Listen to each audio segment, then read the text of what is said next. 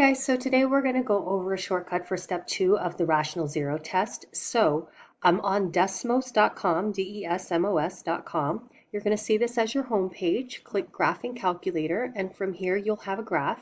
I'm going to use the same higher degree polynomial we had in the example for the rational zero test, which is f of x equals 2x to the third power. So for exponents, press Shift and 6 if you're on the keyboard to the third power, plus 3x to the second power minus 8x plus 3. So it's the same function we used in the example for the rational zero test.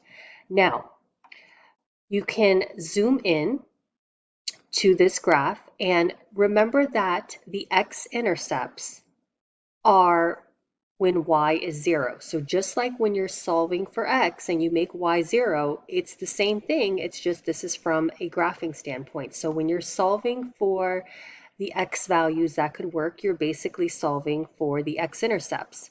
So here are the x-intercepts. I'm just going to click on that point. Notice how, again, y is 0 whenever we solve for x.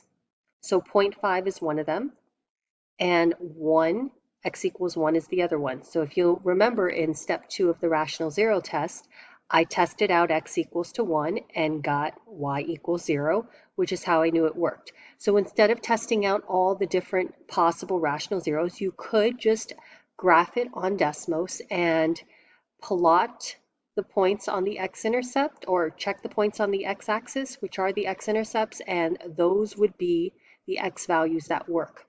But don't forget, you're only choosing one of them. So you could choose x equals to 1 or x equals to 0.5, doesn't matter which one, and then move on to step 3, which is synthetic division with that x value.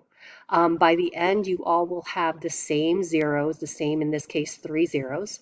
And that's pretty much it. So I hope this helps.